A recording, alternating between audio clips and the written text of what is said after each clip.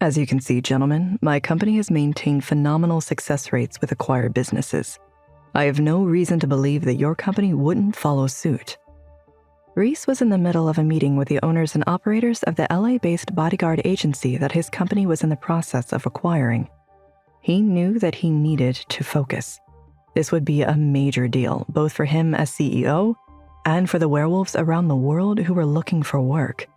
But Reece's mind was 1,100 miles away, and the last 2 nights played on repeat in his head. Focus, Reece. He kept having to force himself back to the meeting. Mr. Gray, I see no reason not to proceed. The current owner of the company was smiling happily. Excellent. Then please allow us to sign the contract. As distracted as he was, Reece was still able to present an offer they would be silly to refuse. As soon as the ink has dried, we will... Reece! Reece froze at the sound of his little bunny calling his name. He looked around the room. No one else appeared to hear her, but he could feel her fear, taste the night air around her. He closed his eyes for a moment and connected with her across state lines. It smelled like she was in the town somewhere, back in Colorado, near the Thai restaurant by the university. But that made no sense. She wasn't supposed to leave the house. Mr. Gray, are you all right?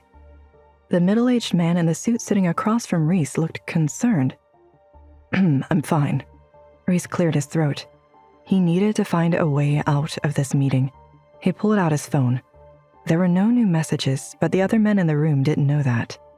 Gentlemen, I apologize, but it appears something has come up. Either myself or a representative on my behalf will be back shortly to finalize this paperwork. Reece shook each man's hand before nearly sprinting out of the room. He called Trinity as soon as he was out of earshot, but her phone went straight to voicemail. His little bunny was supposed to stay inside, so why did it feel like she was in danger? He called Noah. Is the meeting finally over? It was almost 6:30, an hour behind home. The sun had set hours ago. I didn't think it was ever going to end. Something's wrong, Noah. Reece ran down the stairs, not bothering to wait for the elevator. What is it? Are they not selling? No, they're selling. Something's wrong back home. Something's wrong with Trinity. Reece had reached the bottom of the 5 flights in no time at all. His car was parked right out front. Wrong how? Noah was finally taking the call seriously. I don't know yet, but I can sense she's in danger. Reece's call switched to Bluetooth as he started the car and sped off. She's scared, and I can tell she was near the university just now. That makes no sense at all, Reece. Noah's reliance on logic was both a blessing and a curse. Reece didn't have the patience for it right now. I'll try calling her. I already tried. Reece snarled. It went straight to voicemail. We don't have time to waste. Start packing. I'll be there as soon as I can. Reece hung up on Noah as he sped toward the hotel. Lila answered his call in the second ring. Hi, sweetie. How did the meeting go? Mom, is Trinity there? Reece was too panicked to talk about anything else. What? Reece, what's wrong? Is she there? He struggled to remain calm. No, she left with Caleb a little while ago. Reece's heart dropped to the pit of his stomach when he heard those words. Caleb isn't even supposed to be in town, let alone picking my maid up from the house. Then Reece understood with horrific clarity what was really going on. Looks like I've found my mole. Is everything all right? Reece could hear the panic in Lila's voice. No, Mom, it's not. Reece didn't see the point in beating around the bush. Caleb is in on all of the attacks.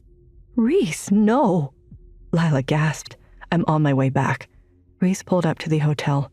We're going to find her. I have to go. Reece skidded to a stop outside the hotel, where Noah was already waiting with their bags. He threw them into the car and jumped into the front seat as Reece sped away. Reece wasn't about to leave his mate to fight against her enemies alone. It was his job to protect her. It was his job to save her. I'm coming, little bunny. They made it to the airport just after 7. Not even an hour since he'd heard Trinity calling for him, but it felt like it had been days.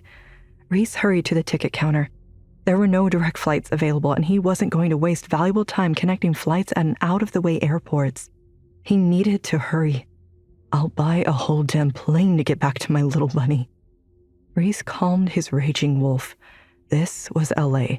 There were plenty of private planes for rent. He just needed to find a pilot.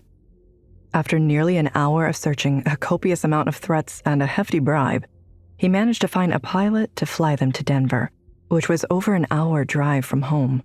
But it was the best they could do. Reece made another call and had a car waiting for them there. He would not waste a second once the plane landed. He needed to find his mate, and quickly. Want to know what happens next? Click on the link in the description below to watch further episodes of Chosen by Fate, Rejected by the Alpha.